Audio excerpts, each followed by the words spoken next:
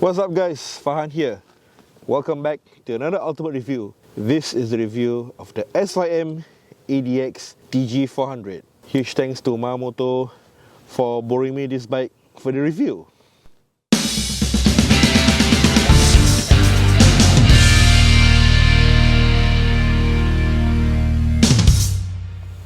By the way guys, before we begin this review, don't forget to subscribe to us. Reason being, just to help trigger the YouTube algorithm to push out this video and this channel to a wider audience. Now, the ADX TG400 has been a widely anticipated machine in Malaysia and Europe. There's been a lot of hype for this scooter as well. SYM has conducted press launches and flew in influencers and automotive YouTubers to check out the machine itself and gave their first impressions on it. I'm very fortunate that Mamoto actually registered this particular machine for me to review and test ride it for a few days. The ADX TG is marketed as an adventure bike and it shares the same chassis as the Maxim TL. With a focus on handling and off-road capable, this middleweight scooter is meant to take on all kinds of terrain. Its unique features include a rolling suspension setup that's similar to adventure motorcycles and a final chain drive. All of these features without compromising on price. Right guys, so up next we come to riding posture and sitting on this bike. As you can see, typical scooter riding position.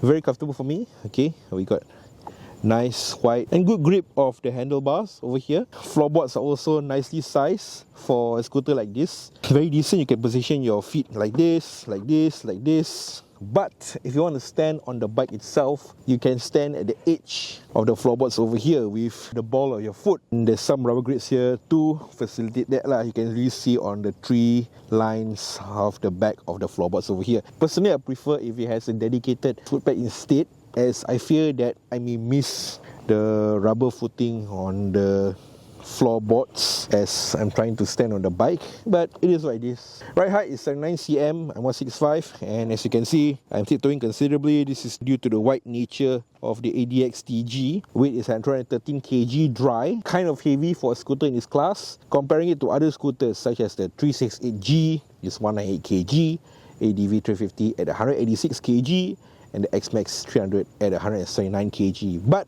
I feel that the weight really provides that stability and also a great lower center of gravity for when you are riding it aggressively into the corners lah. Great handling on this bike, I feel, and you can really feel the weight being thrown around. Not being thrown around, but rather the weight provides that stability when you're negotiating corners or bends aggressively lah. So up next we come to design, and according to SYM, the general design of the SYM ADX TG is inspired by a saber-toothed tiger, an animal that has been extinct for over 10,000 years. And you may ask, how did he come to this conclusion? Well, if you look at the daytime running lights just below the headlights, it's supposed to emulate the fangs of a saber-toothed tiger, with the twin headlight itself acting as the eyes of the animal. In the rear, the taillight design itself forms an outline of a feline's head and ears. Pretty unique and beautiful, I must add. At the sides over here, SYM says that the side panel's design is inspired by a sprinting feline, particularly a sprinting cheetah, especially at the lines over here, which I must add is quite subtle. And finally, the name. The ADX name is SYM's lineup of adventure scooters. We got the 125 and 300, but the TG has the additional designation TG, meaning tiger. Despite the argument that it's inspired by a saber-toothed tiger, obviously we all know that the ADX TG general design is obviously inspired by Honda's ADV series, but I like that they try to make it their own. It's sleeker and has a higher stance. It's also kind of aggressive but not too overdone. It has the right balance of sleekness and minimalism. We got a nice single piece saddle seat over here, which cuts deep on the rider's side to provide additional comfort and contour to the buttocks. Pillion hand grips are also integrated with the lines, though it's a different color. Cast alloy rims have a unique design, which I totally love. 15 inches in the front, 40 inch in the rear, with semi-off-road rubber. For the suspension, we got a 41mm inverted fork finish in gold. Very high and long suspension travel, it seems. In the rear, we got a multi-link monoshock, or in this case, a Pro Link setup. SYM has proudly highlighted that its rear swing arm is suspended by this monoshock. The XADV has a similar suspension setup as well. And just to mention, even my Triumph Tiger 900 GT has a similar Prolink suspension setup as well. This suspension setup gives the ADX TG its true off-road capability. Additionally, the swing arm is derived from the Maxim TL, though it's 20% longer, but it keeps its weight, providing a long wheelbase, thus better stability. The exhaust is raised high to mitigate off-road situations. And guys, if you look at the exhaust cover, it's such a unique look and design. Very cyberpunk-ish. The windshield is quite adjustable, though in its lower setting, it's really quite tall in my personal opinion. To adjust is very simple. Simply grab the top and the bottom and adjust accordingly. Overall, I like its design. You cannot go wrong with the ADV-inspired outlook, but I personally wish that it come with adventure-inspired graphics or decals. Seems a bit too plain or missing without them. Alright guys, so before I go to the cockpit, I want to talk about the keyless transponder. Okay, it looks like a typical transponder that most of these scooters will have. Okay, but there's two buttons on it. So the first button is to unlock the under-seat storage.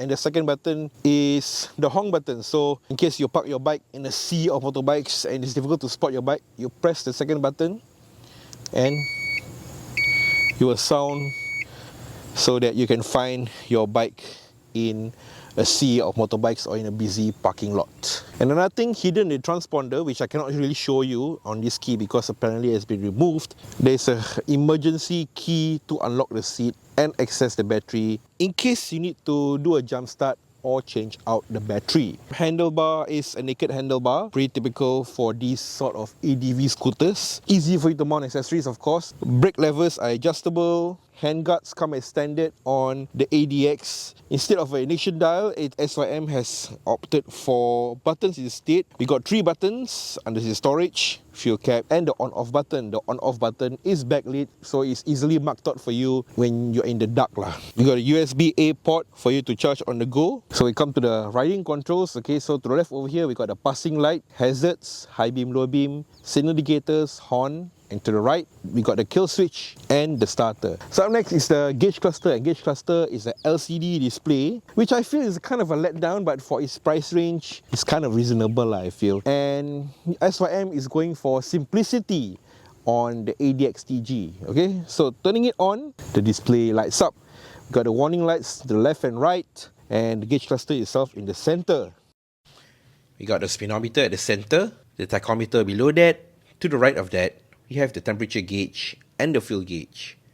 We also have 2 additional warning lights, which is the under-seat storage lighting to show that it's turned on, and the side stand down indicator, showing that the bike's side stand is down. The engine will shut off when the side stand is kicked down and will not start unless it's retracted. A great safety feature to have. There's 2 buttons over here, S and M. To toggle, you press S, you will change from the voltmeter and time. So you press the M button, you can toggle between trip, your oil change intervals, your TCS on-off toggle. You can adjust in units from kilometers to miles. You can reset your oil change intervals, traction control on and off, and ABS on and off. Pretty simple, pretty straightforward. Nothing much to it. Alright guys, so up next we come to the engine, mechanics and fuel. And the engine is a 399cc liquid cooled single cylinder 4-stroke 4-valve engine, putting out about 35 horsepower, and its transmission is a conventional CVT as with most automatic scooters. But the unique thing about the ADX-TG is that it uses a chain drive despite it being an automatic transmission. Now this isn't something new. Certain automotive applications do use CVTs with chain drives as it is much more durable with a higher towing capacity. I'm not sure why SYM decided to use a chain drive on the ADX-TG, but my guess is to provide additional durability to the final drive lah. And somewhat emulates the XADV and Forza 750 as well. SYM has also focused on the ADX-TG's handling, designing its engine to be slung as low as possible. In fact, you can see this diagram. It's below the chassis itself, also as with the fuel tank over here and the battery here, close to the middle of the bike. This helps with the low center of gravity and improve handling. And another thing that the ADX-TG has is the Hyper VVS. Now, what is Hyper VVS, you may ask? Well, I'm not really a technical person, but doing my research, is basically an electronically controlled variable valve timing lift technology that manipulates the intake valve opening depending on the engine speed and load. This allows for improved performance, fuel economy, and emissions by optimizing airflow into the cylinder. The Hyper VVA is activated after 4,000 RPM, and you can really feel that boost when you whack the bike lah. Fuel tank is 13 litres, surprisingly smaller than Husky 150 at 15.2 litres, compared to the 368G at 17.5 litres, the ADV 150 at 11.7 litres, and XPEX 300 at 13 litres. The projected fuel consumption is 1.7 litres per 100 km, which is pretty fuel saving, I must say. Alright guys, so up next we come to storage, and as a scooter, of course, it's supposed to be that versatile machine. You gotta have storage on it, but the ADX-TG storage unfortunately is kind of lacking. Okay, so we got no storage cubby at the Lake Shield area over here. They could have added one, but maybe I presume they didn't add it in so that they can keep prices low lah. But we do have a decent amount of underseat storage. So you press the button and it opens. It opens on the other side, similar to the XADV. We got decent amount of underseat storage, enough for you to put one helmet, big size helmet, full face helmet, and maybe some small items like raincoat and all that lah. So yeah, we got a light over here to eliminate the underseat storage when you want to see in the dark. Now you may ask, when I first opened this scooter, there's this wire over here in the underseat storage. So what is it for? If you look at the hinge over here, you can see there's like a little hook on the hinge. You are supposed to strap this, put one of the straps in, put it through the D-ring of your helmet, and then put the other strap in and then close. You can actually secure your pillion helmet on the bike's pillion seat lah. So that is to accommodate to pillion helmet storage if you don't want to bring it around. At least it secures it on the seat unless somebody go and cuts this thing, which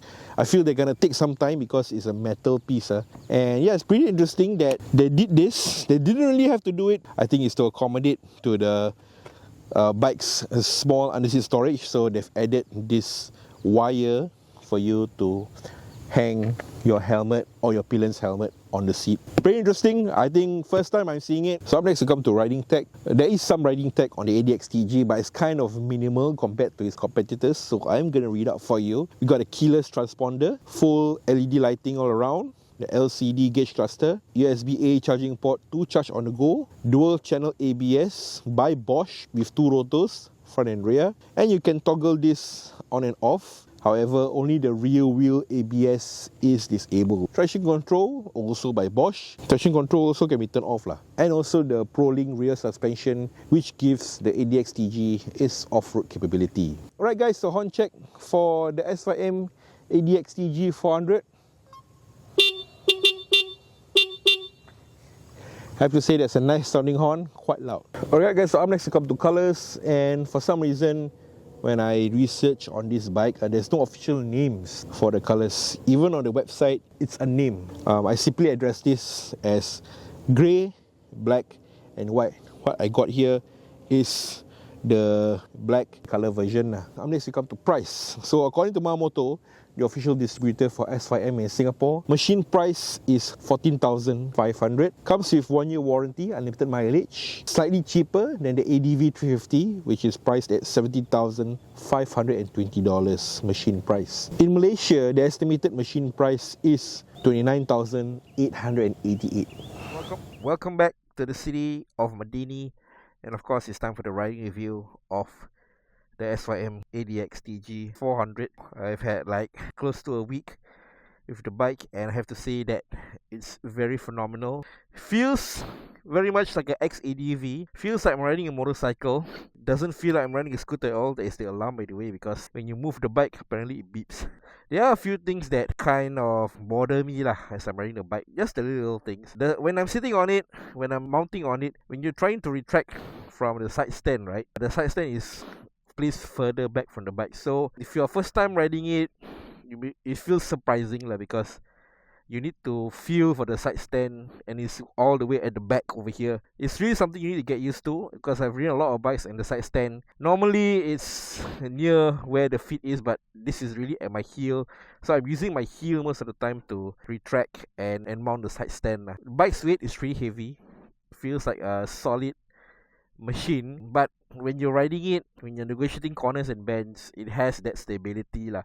So once again, this is attributed due to the engine itself and other heavy parts of the bike, such as the fuel tank, the battery, is all placed at the center and low to the ground as possible lah. So center of gravity is improved and all that. I'm not gonna get too technical on this, but rather ride the bike as it is. So okay, so turning on the bike, as you can see, uses a transponder, so it's a keyless machine. Start the machine, the LCD gauge cluster lights up. Brake in. Oh, yeah, I forgot one thing. Side stand down, you cannot start the bike at all. So you need to ensure that the side stand is up, and then after that, brake in and start it. And off we go. Once again, after... Whoo! So as I lean into the corner over here, you can feel the bike's weight as you're negotiating or going into the bend, but you know, it provides that stability whereby you can just feel the grip on the tarmac over here, and it's just a very confident ride as I'm leaning to the corner and taking in the corner. Comes with traction control, ABS. It's just a nice, nimble, agile machine.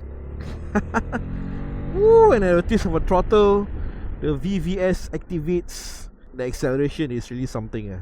I think if you're comparing it to its competitor, the ADV 350, this behaves much more like an XADV as opposed to a ADV 350 itself. It doesn't behave like a scooter. It feels like a motorcycle as you're negotiating and cornering and leaning into the bends. Woo! It's just a nice, easy, comfortable ride. Feel very confident just leaning in there. And the VVS is my Yamaha. VVS activates after 4,500. So it lights up when you want to pick up or you whack the throttle, and it shows on the gauge cluster that it's activated. See, look at this, VVS is activated. Ooh, and it gets up to speed really quickly, as you can see. Oh, we're at 80 already at a twist of a throttle. Not bad Acceleration is really something. I wouldn't say it's as good as a class 2 bike or the XADV itself, but it's still better, slightly better than the ADV 350, I feel. It is a class 2A after all, so there are limitations to the power, to the engine itself, but I would say it's above average lah if you're comparing it to the XADV. City riding, start-stop traffic, no issue. It's a scooter after all. It's very comfortable. It's not too overpowering. You can go slow. In total control, you're not fighting against the power, but you want the acceleration. Wow, amazing, absolutely amazing. Though the main difference between this and the XADV, it doesn't have the DCT transmission, so you're not feeling the irritating tuk, tuk, tuk when you're changing gears in automatic mode lah, especially. And you cannot change the gears in fact on this, because it is a standard CVT transmission, but it does have a chain drive, which I find pretty unique for a bike like this. But I think they are trying to emulate what the XADV and Forza 750 is. Its weight, its riding stance, the positioning on it, if you have ridden any other scooter, it feels very similar. Though I feel that because of the slightly taller ride height, it does have a nice commanding view of the road in front of you. Slightly higher than the standard scooter. I mean, it has a tall ride height. My feet is definitely tiptoeing. Feels like a class 2 bike when you're sitting on it lah. I think it's due to the weight of the machine itself. It's heavier compared to the other automatic scooters of its class, especially in the 2A category. But I think it really helps with low center of gravity and the handling. The handling on this, I feel that it's pretty tip top. Doesn't feel like a scooter at all. S5M really did great on the handling. The brakes on a dime, comes with dual channel ABS by Bosch, traction control also, so the stopping power is definitely there. You're not going to go too fast on this sort of bike. and the single disc brakes on each wheel just works lah. So once it goes green, we try and whack the bike a bit lah. Woohoo! Yeah, not bad for the acceleration. At least for a 2A, it's above average lah, I would say. If you're comparing it to a class 2 bike, it's a different ball game altogether lah. So treat it like a 2A bike lah. Don't treat it like this acceleration is supposed to be like a class 2 or something. Yeah, when I review bikes, I always try to review them within its respective class lah. Because it's not a fair comparison when you're trying to compare a 2A bike versus a class 2, right? The way the suspension is set up, we got a off-road inspired kind of setup, and you are supposed to bring this off-road, like do heavy off-roading on this, because it's a Prolink suspension. And of course we're not going to do off-road in this review itself because it's not my bike and I'm not an expert off-roader. But if you give it to a experienced off-road rider, it can do wonders. And the suspension is set up that way. The suspension feels bouncy lah. Of course, this is due to the off-road characteristics of it. You can feel the rebound and it going back into place almost immediately. So there is that bouncing effect when you're going out of a very rough road or a hump lah. So some riders may be bothered by the suspension because it feels kind of bouncy. You're just feeling every bump and no imperfection. But this is what an off-road suspension is supposed to feel like. It's supposed to provide you that feedback when you're doing off-roading lah, basically. And knowing most of the riders that probably buy this bike, they won't be doing too much off-roading, so they may find the suspension irritating lah. Like most scooter owners, typically they would change out the suspension of a scooter because the suspension feels stiff, feels hard. This is due to the short suspension travel, right? Well, for this one, it's because of the off-road setup lah of the ADX DG, and the suspension setup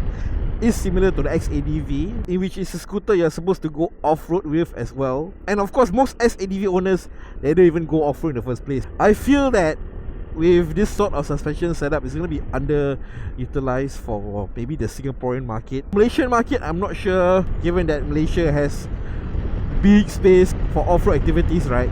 So they may make full use of the off-road Prolink suspension setup. But otherwise in Singapore, if you're doing mostly road riding, city riding, the off-road characteristics of this bike may not appeal to you lah. Yeah. And the good thing about this is it's an automatic scooter, so there's no gear changing, but it gets the job done lah. Feels like I'm riding a bike without a tank in the middle, so my legs aren't gripping to anything. The windshield, there's two adjustments they can make, the higher one and the shorter one. Right now it's in the short setting, so can feel the wind on my helmet right now. But otherwise, I think you don't even need to change the windshield. It's more than enough for me to deflect the wind when I'm going to high speeds or even touring. Okay, once again, there is this clicking noises when you are using the indicators. So this is typical characteristic of SYM Kymco machines, the Taiwanese scooters. And I feel that it's good to have so that you don't forget to turn off your indicators. It has a nice mellow acceleration and can just control the throttle. But when you want to go fast, you just whack the machine. Being an adventure scooter, of course, can definitely go touring on this. But the lack of luggage space in the underseat storage is kind of an issue lah. But because they need to fit in a lot of things like the fuel tank, the Prolink suspension on this, which is why the underseat storage is small in the first place. And the XADV also has a small underseat storage. So there's the compromise there lah when you want to fit in all of these off-road features into such a scooter lah. But I feel that this can be remedied with a top box, some side cases, and you'll be ready for the adventure, man. Highway speeds, no issue. Definitely you are able to keep up with the highway speeds. This is a 400cc. Acceleration wise, above average in the ADV 350. Above 110, no issue. Very comfortable. Wow. Woo, man. I'm also getting this very nice comfortable sitting posture. So after riding for quite a while, you tend to hunch your back because it's scooter riding ergonomics you got here. You straighten your back from time to time. Once again, I'm feeling every bump in road perfection right now, but Once again, this is due to the off-road setup of the suspension. Otherwise, it's all good. This is definitely not a scooter for everybody lah. I mean, it's an ADV inspired scooter. We got the ADV design, but it's more adventure-ish than the ADV 350 itself. It may appeal to some riders who do off-roading and all that, but for riders who ride on the tarmac most of the time, they may find the suspension quite irritating. They may even change it out to have that smoother ride, but that is the characteristics of the scooter and if you were to take that away, I feel that it's such a waste, you know. I'm not faulting the riders that may find the suspension a bit bouncy and irritating, but that is the characteristics of the ADX TG. You are meant to take this off-road. Otherwise, if you ignore that and you like the looks, you want a kind of affordable ADV scooter that is like $2,000 to $3,000 cheaper, you can consider the ADX TG. And it's also a unique machine as well. And of course, we got the SYM branding. The SYM is known and has always been known to make great scooters and great machines. You've got the reputation of a manufacturer that is known in the industry to make great scooters lah. Up there with Kymco as well. For me, I very much enjoyed my time on the ADX TG 400. One of the highly requested reviews that I've been getting. Something to consider lah if you're getting a Class 2A scooter lah, especially if you're going for an ADV 350 or somewhat along say that category. Maybe even the Zontes 368G, and especially if you do a lot of off-roading, this may be the scooter for you. I just want to add one thing. While heading home just now, I was riding through some kampong roads and there were some twisty roads along the way. Oh, I have to say that the ADX TG, I enjoyed very much playing the corners and twisties on this bike. This is attributed to the awesome handling on this, the acceleration, the power. If you're going through Betong Route 410 for example with this bike, you're gonna enjoy the curves and corners. You just feel the grip as you're negotiating each and every bend. To the casual eye, it may seem like another automatic scooter that you take from point A to point B.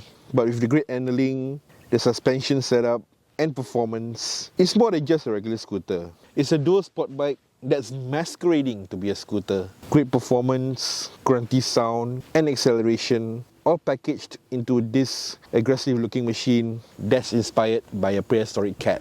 Honestly, with it being built for off-roads, I wish SYM had added features that make it really capable off the tarmac, such as spoke rims, off-road foot pegs to stand on the bike better. If you're a Class 2A rider and you want something similar to the XADV, you can consider the ADX TG over the ADV 350 as it is a true off-roader. It's also unique and less common on the streets. And on a couple of occasions during the week that I had this bike, I've had people coming up to me asking me, what is this? Admiring it, looking at it, and it's a very nice feeling if you like the attention, of course. Once again, huge thanks to Mamoto for loaning me the SYM TDX TG 400 for this ultimate review. Huge thanks to them. And yeah, that's it for the vlog. We'll see you guys in the next one.